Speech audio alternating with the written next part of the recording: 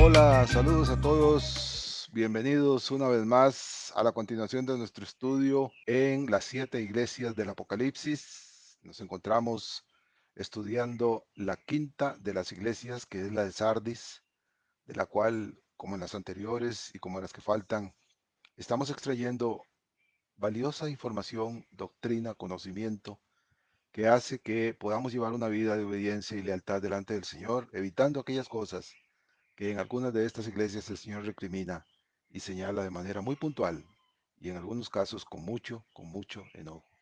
Bienvenidos todos, gracias por acompañarme, gracias por estar en este estudio, gracias por continuar escuchándolo y sobre todo gracias por continuar promoviéndolo, porque al final de cuentas recuerden que toda la gloria y la honra y la alabanza en estas cosas es única y exclusivamente para la gloria de Dios.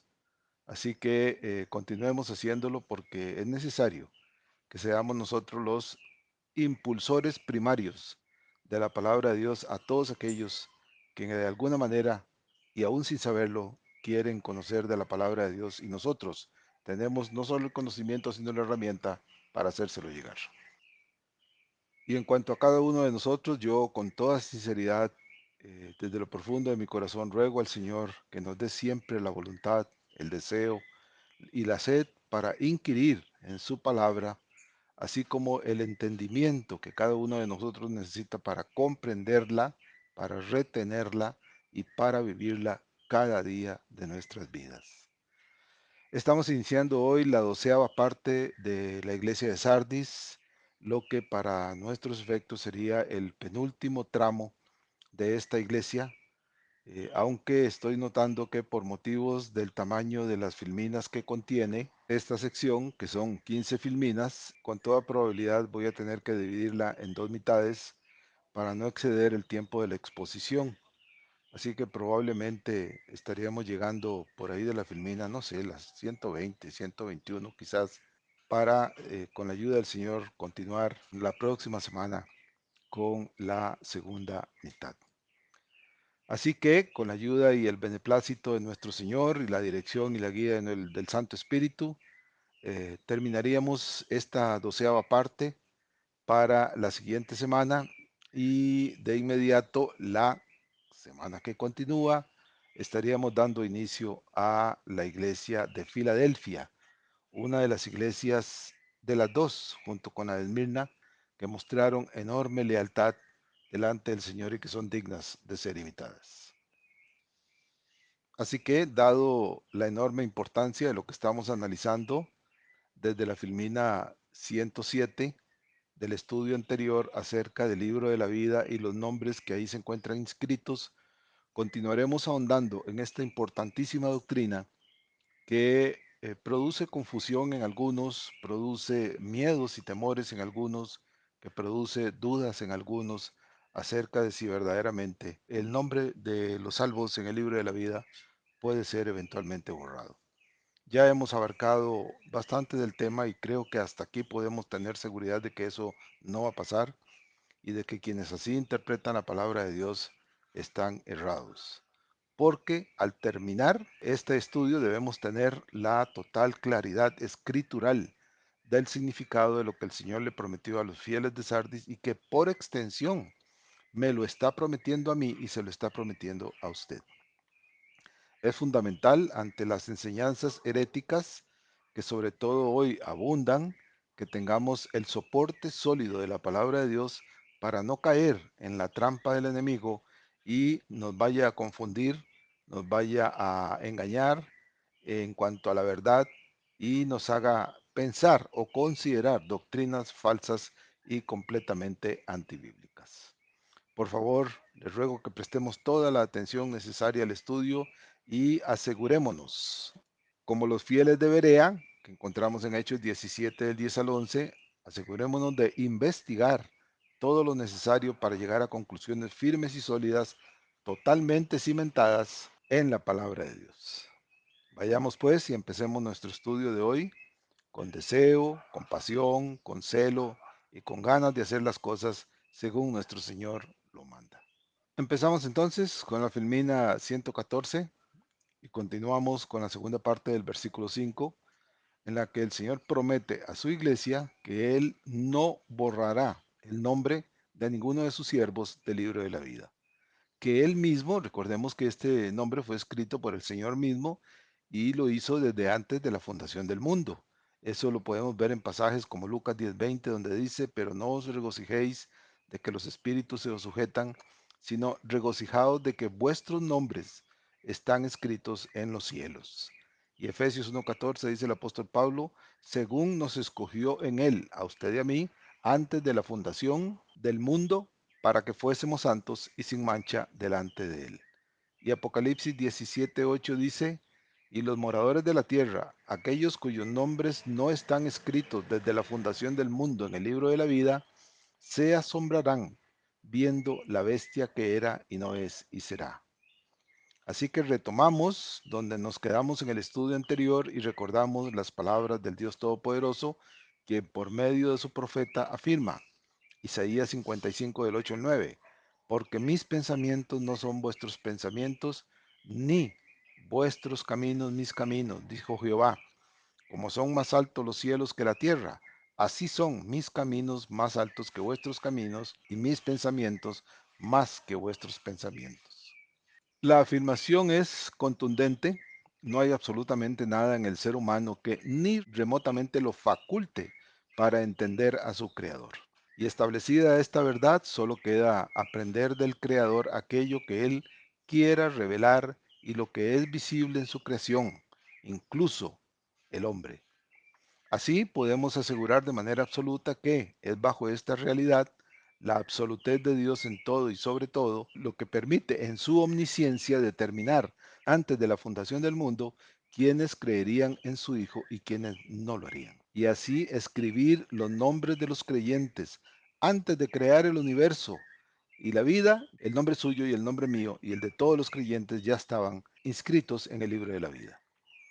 ¿Cuál es uno de los problemas humanos con respecto a esto? Pues que sus limitaciones cognitivas, es decir, lo que tiene que ver con el conocimiento y el razonamiento, como sus partes esenciales para entender y sacar conclusiones, no es capaz de entender las decisiones de Dios y por tanto el hombre juzga lo que Dios hace según esas limitaciones.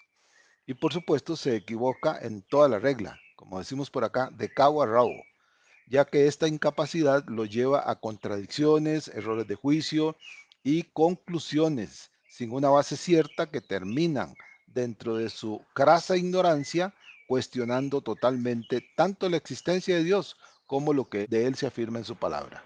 Es verdaderamente irónico porque si el hombre insiste en que Dios no existe, ¿para qué hablar de él? Decía Miguel de Unamuno, un filósofo español del siglo pasado, que hasta el ateo necesita a Dios para negarlo. Seguimos ahora con la Filmina 115.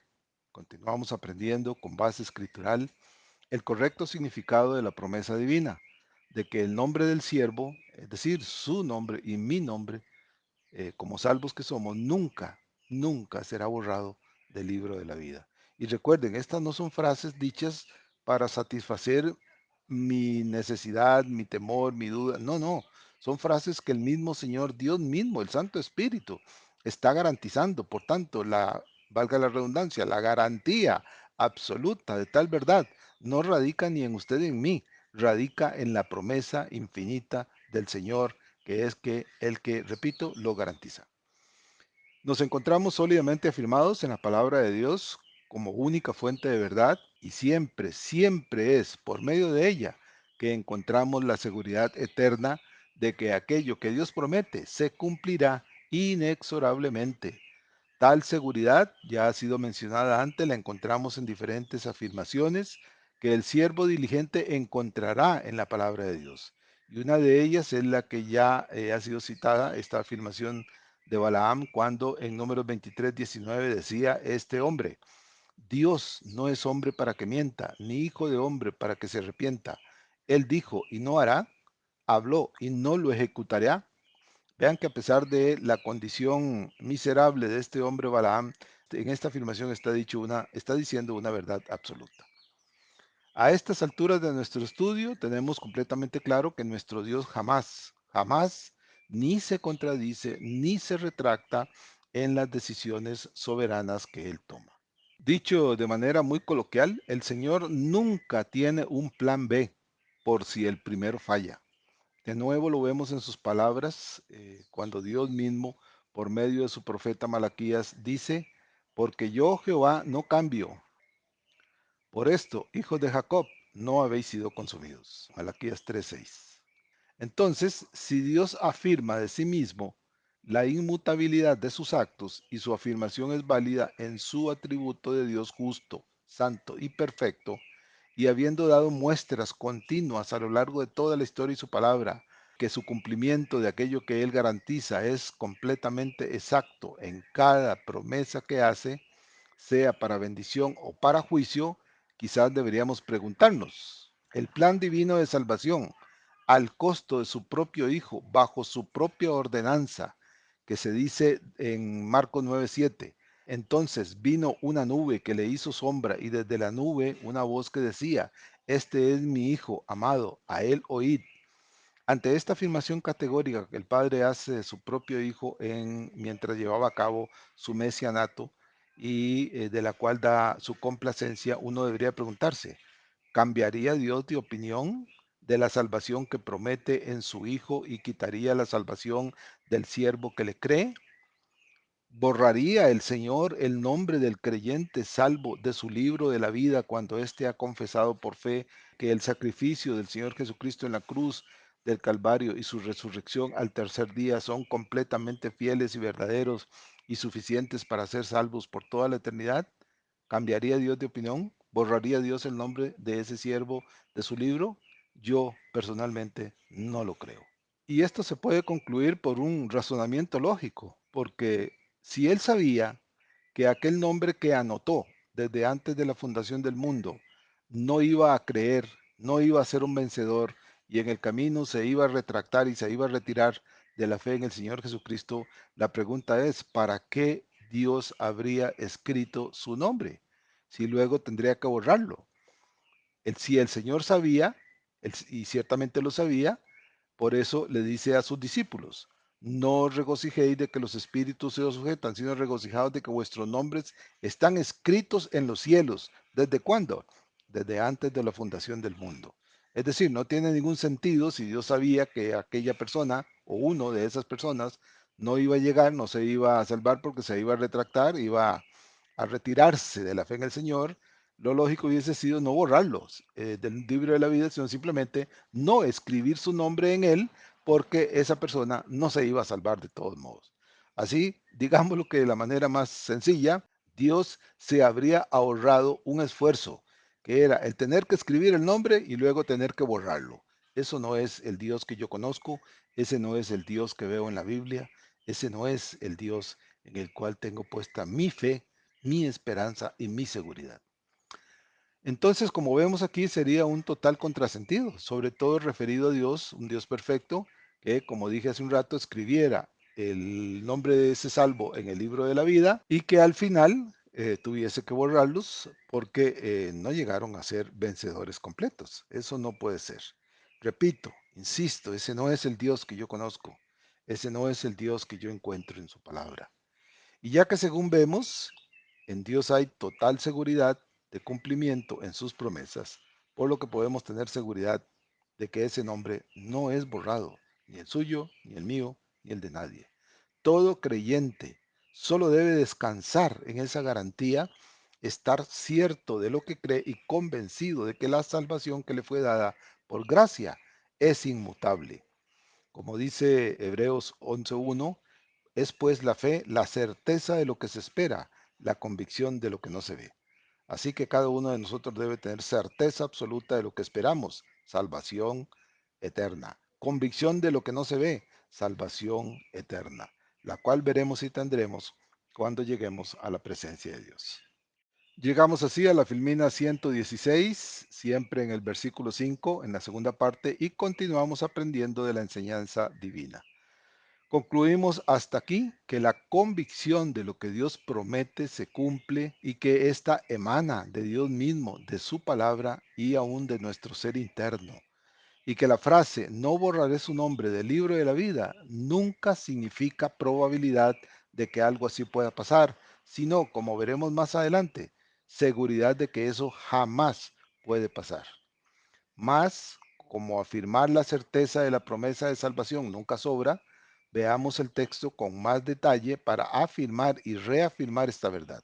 Puntualicemos, por tanto, en el texto. Como ya lo hemos afirmado, esta es una verdad inalterable en que ningún nombre, perdón, de un salvo puede ser borrado del libro de la vida jamás. Conforme avancemos, profundizaremos en su significado y podremos concluir con certeza inviolable que lo que aquí el Señor promete no es algo que dice como probable. Todo aquel que diga en base a este pasaje que la salvación se pierde, está cometiendo un grave error doctrinal y está causando confusión y temor entre los santos. Y ya que el estudio obliga a considerar de la forma más honesta lo que debe entenderse de su promesa, la estructura gramatical de este pasaje en castellano permite, en primera instancia, llegar a esa conclusión. Insisto, en primera instancia.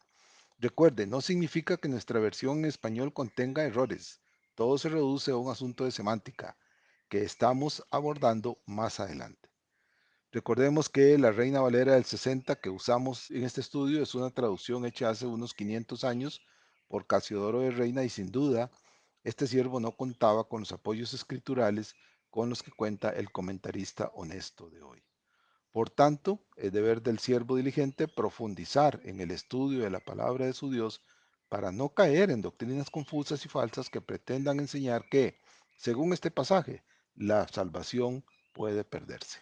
Ciertamente la correcta exégesis, la interpretación sana, obliga a este siervo diligente a no sacar conclusiones apresuradas, hechas con ligereza y sin considerar la palabra de Dios como el todo que es. Esto es, que no puede concluir partiendo únicamente de este pasaje que la salvación no es segura.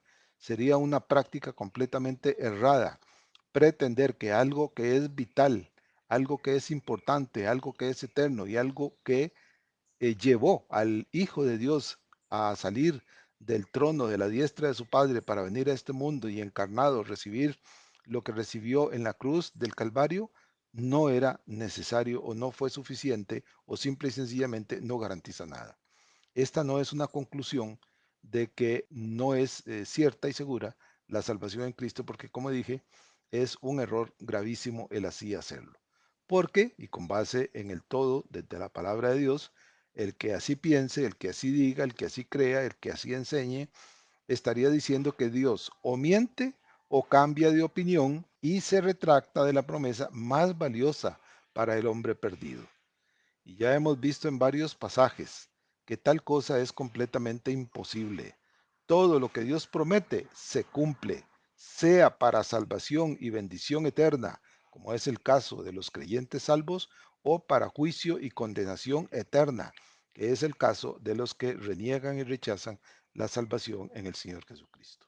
Para afianzar nuestro aprendizaje, vamos a ver algunos comentarios calificados de siervos sinceros y preparados que nos ayudarán a entender mejor lo que aquí estamos entendiendo y aprendiendo.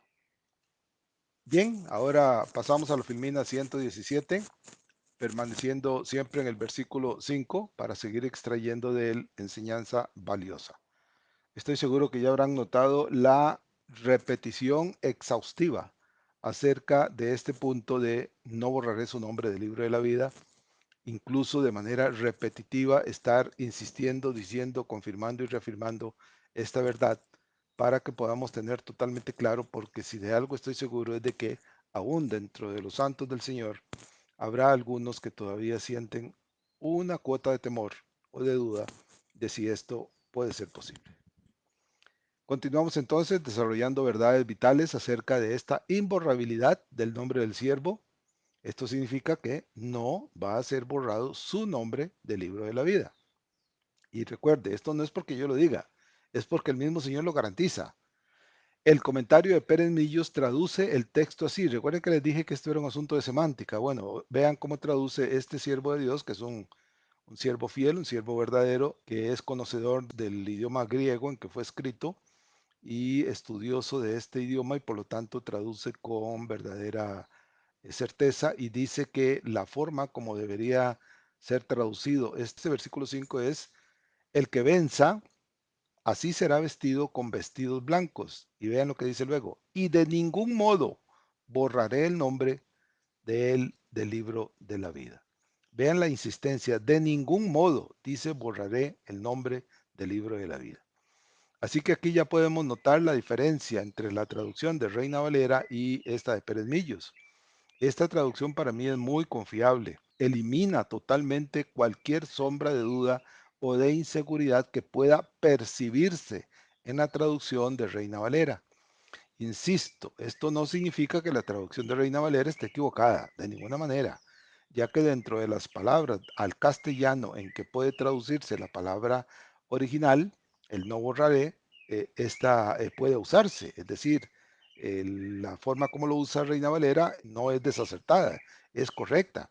Solo que, repito, la tendencia de algunos es ver en esta afirmación una sombra de duda o una garantía de que verdaderamente el nombre del justo pueda ser borrado del libro de la vida. Es por esta situación de algunas palabras que podrían prestarse a confusión que es muy necesario buscar en un diccionario bíblico la palabra en griego y los significados que pueden usarse. Esto es lo que hace Pérez Millos en su traducción. Es decir, no se necesita que aprendamos griego, ya que en estos diccionarios se dan todas las explicaciones necesarias de la palabra en griego y los diferentes significados y aclaraciones que, repito, es lo que Pérez Millos ha hecho en su traducción. Así, se disipa totalmente cualquier inclinación a interpretar de forma incorrecta e insertar en la comunidad de creyentes dudas acerca de su salvación. En la traducción de Millos puede percibirse con completa claridad que no existe forma alguna ni poder existente que el nombre de uno de los salvos del Señor sea borrado del libro de la vida. Si tal imposible fuese posible, Dios ha estado borrando nombres de salvos desde los días de Adán hasta hoy. ¿Se dan cuenta? Es decir, Dios estaría ocupando su tiempo más para borrar los nombres que inscribió desde antes de la fundación del mundo que en otra cosa. Eso es en sí mismo es absurdo, es totalmente imposible. Dios no necesita borrar nada porque, como dije hace un rato, Él sabía quién iba a creer y quién no, por lo tanto no era necesario ni siquiera poner el nombre de uno que no iba a llegar a ser salvo.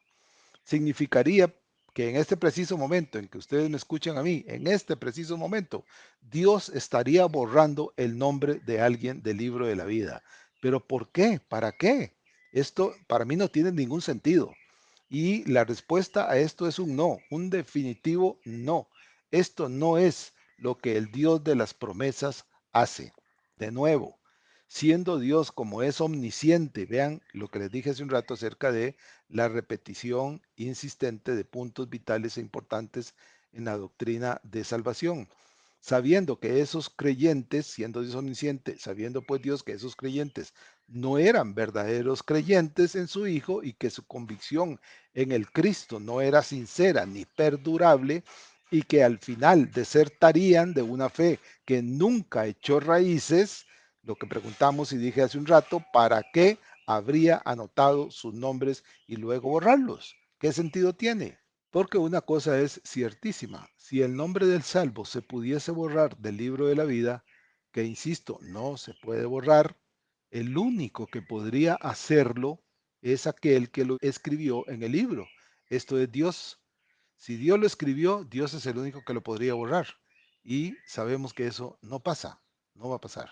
De nuevo, eso significaría que Dios cambia de opinión, que ignora eventos futuros y que su condición de omnisciente no es total, porque estaría escribiendo nombres de gente que más adelante se retratarían de su fe. Y esto que dije hace un rato de que Dios ignora eventos futuros y que por lo tanto su condición de omnisciente no es total, esto es completamente falso. Es como decir que la salvación que Dios promete en su Hijo se puede perder, y esto sigue siendo totalmente falso. Dios es completamente omnisciente, sabe absolutamente todo y sabe que aquello que Él prometió, la salvación en su Hijo Jesucristo mediante la fe y la gracia, no se puede perder. Seguimos con la Filmina 118 y seguimos explorando y aprendiendo de la seguridad de la salvación en Cristo. Veremos ahora el comentario que sobre esto hace Francisco La Cueva. Y comenta este siervo de Dios: es una negación enfática, con referencia a Juan 6:37, que equivale a que de ninguna manera jamás será borrado el nombre del siervo. Lo de no borraré jamás no significa que quienes han sido inscritos en el libro de la vida puedan ser borrados de él, perdiendo una salvación adquirida. La frase ha de entenderse en el contexto histórico-geográfico en que se redactó. Se alude aquí a la inscripción personal en los registros de los municipios respectivos. En estos registros se iban añadiendo los nombres de los que nacían o venían a residir en esa localidad y se iban borrando los de quienes se morían o se marchaban a residir en otro lugar. Entonces, para mí, como el caso anterior, la explicación es suficientemente clara. No deja lugar a dudas o temores de que la explicación ya dicha es consecuente con la garantía de las promesas divinas y el comportamiento social de aquellos días, es decir, cómo hacían en Sardis con personas que llegaban de afuera o que se iban o se morían o que nacían, que el Señor usa aquí para ilustrar su promesa de salvación. Esto es que el Señor usa prácticas de registro y estadísticas sociales que se usaban en Sardis y de hecho en el Imperio Romano en general para señalar algo que ellos hacían en ese contexto. Borrar nombres de la lista de ciudadanos cuando estos morían o se iban de la ciudad, el Señor lo dice, es algo que Él está usando aquí como figura para ilustrar lo que está enseñando. Y el Señor promete que Él nunca haría eso, es decir, eso que hacían ellos estadísticamente hablando de borrar o agregar, Él no hace eso con el libro de la vida, ni con los nombres de los salvos en ese libro que Él escribió. Y como punto de soporte podemos concluir que lo dicho por la cueva es consecuente con la forma de gobernar incluso hasta el día de hoy. Y que según la forma en que Jesús enseñó, siempre usó figuras que eran conocidas por sus oyentes para ilustrar su enseñanza, como por ejemplo la parábola del sembrador que leemos en Mateo 13 del 1 al 23. Pasamos a la filmina 119 y seguimos de nuevo reafirmando el por qué el nombre del creyente salvo no será borrado nunca. Debemos recordar que en las promesas divinas estas pueden ser condicionales o incondicionales.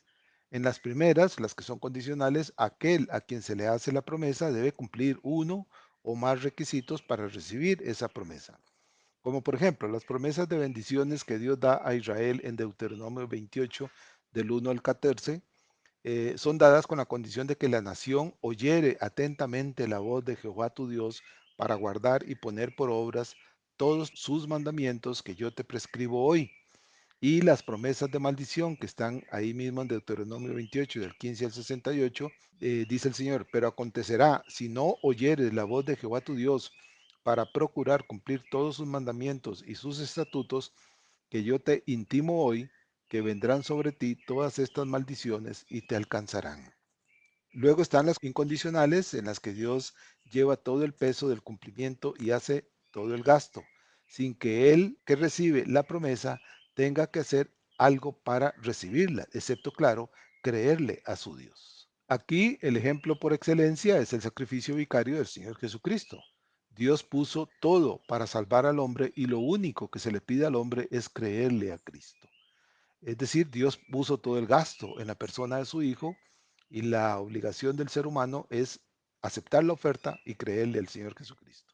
Dice en el libro de los Hechos, capítulo 16, versículo 29, él entonces, hablando del carcelero de Filipos, él entonces, pidiendo luz, se precipitó adentro y temblando, se postró a los pies de Pablo y Silas, y sacándolo les dijo, señores, ¿qué debo hacer para ser salvo? Ojo a esta pregunta, ¿qué debo hacer para ser salvo? Es decir, para ir a la presencia de Dios. Ellos le dijeron, cree en el Señor Jesucristo y serás salvo tú y tu casa. Entonces, para que podamos tener claridad para entender el significado de esta frase, no borraré su nombre del libro de la vida y relacionándolo con la forma con que Dios se interactúa con el hombre en cuanto a sus promesas, condicionales o incondicionales, podemos hacernos algunas preguntas. La primera, ¿ha dejado Dios de cumplir alguna de sus promesas que ha hecho a Israel o a alguno de sus siervos? Ya lo vimos en Malaquías 3:6. ¿En algún momento de la historia Dios ha cambiado de opinión? Nunca. Otra pregunta. ¿La ha cambiado restándole bendición a la promesa? Jamás. Hizo cambios para restar de ella beneficios prometidos como por ejemplo, hoy te salvo, mañana quién sabe, jamás. Otra pregunta, ¿ha cambiado una tilde o una coma, extendiendo o acortando el plazo sin advertir que lo hacía? Jamás. Por ejemplo, en caso de las bendiciones y maldiciones a Israel, al día de hoy, esas que acabamos de ver en Deuteronomio 28, al día de hoy el Señor ha cambiado algo de lo que le dijo a Israel que haría si obedecían o desobedecían. Ciertamente el Señor no lo ha hecho. Una pregunta más. ¿Se ha olvidado Dios de cumplir una sola promesa dada? Nunca. Desde los días del huerto, cuando Dios le dijo a Adán lo único que no debía hacer, so pena de juicio y castigo, hasta los juicios ante el gran trono blanco, ¿habrá Dios olvidado algo? Absolutamente no. Todas las respuestas a estas preguntas anteriores tienen un rotundo no. Entonces, ¿por qué creer que ahora, hoy, sobre la base del precio pagado por su Hijo en la cruz y la salvación prometida a quien en él creyera, por qué le diría Dios a sus hijos, según lo registra Juan 1.12, mas a todos los que le recibieron, a los que creen en su nombre, les dio potestad de ser hechos hijos de Dios? ¿Por qué diría el Señor esto para luego decir, lo siento, pero debo borrar tu nombre del libro de la vida? ¿Para qué hacer lo anterior si luego tiene que arrepentirse, cambiar de opinión y borrar ese nombre? ¿Cuál sería la causa? ¿Que no alcanzamos la cuota de vencedor necesaria? Sobre esto el apóstol Pablo dice, Romanos 8:37, antes, en todas estas cosas, somos más que vencedores por medio de aquel que nos amó. Cuando Pablo dice aquí somos más que vencedores, no solo se refiere a él y a quienes escribe, sino se refiere también a usted y a mí. Continúa Pablo y dice, por lo cual estoy seguro que ni la muerte, ni la vida, ni los ángeles, ni principados, ni potestades, ni lo presente, ni lo porvenir, ni lo alto, ni lo profundo, ni ninguna otra cosa creada nos podrá separar del amor de Dios que es en Cristo Jesús, Señor nuestro. Creo que más claro, como decimos por aquí, no canta un gallo. ¿Cómo es posible que Pablo esté indicando que no hay absolutamente nada en todo lo creado que pueda quitar mi nombre de salvo del libro de la vida? No lo hay. Y si no lo hay, la garantía de salvación es eterna. El Señor no es que esté indicando que eventualmente pueda borrar el nombre de uno de sus salvos del libro de la vida. No, está garantizando que no hay manera, no hay forma alguna de que ese nombre pueda ser borrado. Ahora, si nos preguntamos, ¿acaso será que no alcanzamos el grado de perfección suficiente? De nuevo, Pablo dice, estando persuadidos de esto, el que comenzó en nosotros la buena obra, la perfeccionará hasta el día de Jesucristo. Y aquí lo podemos ver con total claridad, lo estamos viendo, ¿verdad que lo estamos viendo? La promesa de salvación es totalmente incondicional. Dios puso todo lo necesario para que yo y para que usted podamos ser salvos por fe bajo su gracia. Y además, Él se ocupa de darme las herramientas y perfeccionarme para recibir las vestiduras blancas y participar de las bodas del Cordero. Vean, definitivamente, mis queridos consiervos, cuanto más indago, más convencido estoy de que la garantía de salvación tiene seguridad divina por toda la eternidad. Y repito, esto no es algo de lo que quiera convencerme, no, es una verdad que está completa y totalmente sostenida en la palabra de Dios. Así que confiemos, esperemos, tengamos seguridad y vivamos la vida como salvos que somos, haciendo con fidelidad lo que Dios quiere que hagamos, testificando de Él y hablando de Él. Vamos a llegar hasta aquí, como les dije al principio, estamos en la Filmina 119, así que vamos a detenernos aquí para continuar con la ayuda del Señor en la segunda mitad de la siguiente semana. Y de nuevo les ruego que por favor, como lo he dicho siempre, tratemos de enviar este mensaje a otros. Indiquémosle cuáles son las fuentes a las cuales puede acceder, tanto este canal de YouTube como a través de Spotify, de Apple, de Amazon. Use usted los medios propios como el WhatsApp, el Facebook y todas las redes sociales que están a su disposición. Haga circular la palabra de Dios para que otros puedan llegar a conocer esta garantía de salvación en Cristo y quizás alguno de los que lo escuchen cuyo temor está puesto en que no sabe si será salvo, en que no sabe si perderá la salvación, pueda tener completa seguridad de que su salvación es segura si verdaderamente le ha dicho que sí al Cristo, si verdaderamente le ha confesado a Él como su Señor y Salvador. Muy bien, gracias a todos y cada uno de ustedes por escuchar y sobre todo por ser partícipes de la obra que el Señor quiere que hagamos, que es la de llevar su mensaje de salvación a todos los rincones del mundo. Dios los bendiga y con la ayuda del Señor nos terminaríamos de escuchar en la segunda mitad la próxima semana.